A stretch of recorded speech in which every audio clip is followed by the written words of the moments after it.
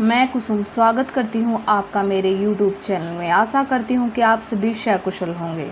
हाथरस में मंगलवार को एक धार्मिक समागम में भगदड़ मचने से 116 लोगों की मौत हो गई, क्योंकि श्रद्धालुओं की दम घुटने से मौत हो गई और शव एक दूसरे के ऊपर ढेर हो गए।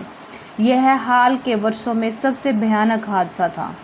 घटना पर अलीगढ़ के आईजी शलभ माथुर ने बताया कि FIR दर्ज हो गई है। आयोजकों के खिलाफ FIR होगी। प्रथम दृष्टया में सामने आया है कि जितने लोगों के लिए अनुमति मांगी थी उससे ज़्यादा लोग आए हैं। अलीगढ़ जिले में घायलों का इलाज सुनिश्चित किया जा रहा है।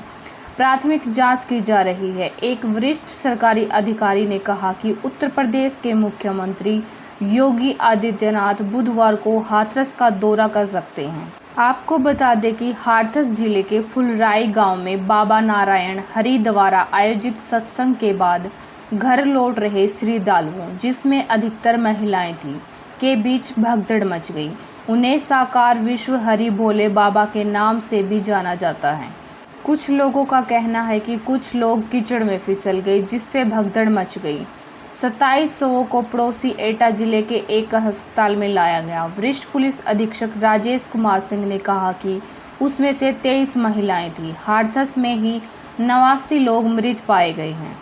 उत्तर प्रदेश के मुख्य सचिव मनोज कुमार सिंह ने मृतकों की संख्या 116 बताई।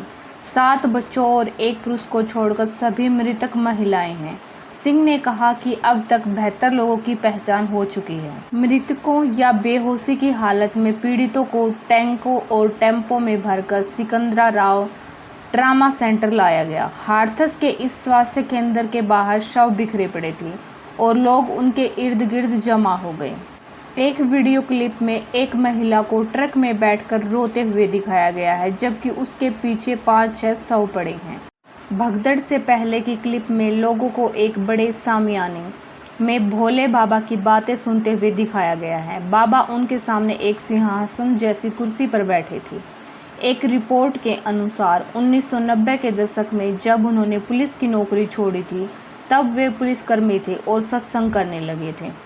कहा जाता है कि उनके भक्तों में राजनेता भी शामिल हैं। वहीं जिला मजिस्ट्रेट का आशीष कुमार ने कहा कि सत्संग एक निजी कार्यक्रम था, जिसके लिए उप विभागीय मजिस्ट्रेट ने अनुमति दी थी। उन्होंने कहा कि स्थानीय प्रशासन ने कार्यक्रम स्थल के बाहर सुरक्षा प्रदान की, जबकि अंदर की व्यवस्था आयोजकों द्वारा की गई थी।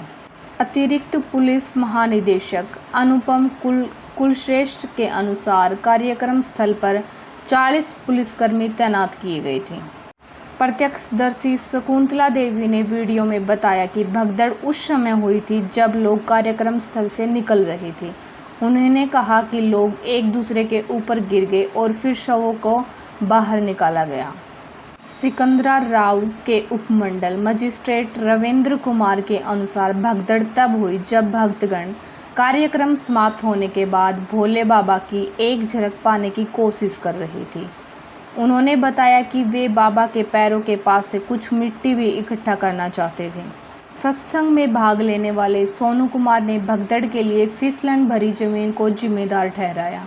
उन्होंने कहा, जब गुरुजी लगभग 1.5 घंटे बाद वहां से चले गए तो अचानक भक्त उनके पैर छूने के लिए उनके पीछे दौड़े। जब वे पीछे मुड़े तो कुछ फिसल गई।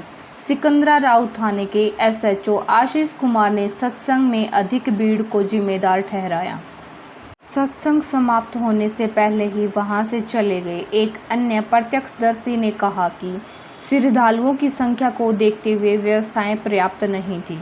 राज्य सरकार ने कहा कि आगरा के अतिरिक्त पुलिस महानिदेशक और अलीगढ़ संभागीय आयुक्त घटना की जांच करने वाली टीम का हिस्सा है। टीम को 24 घंटे में अपनी रिपोर्ट देने को कहा है।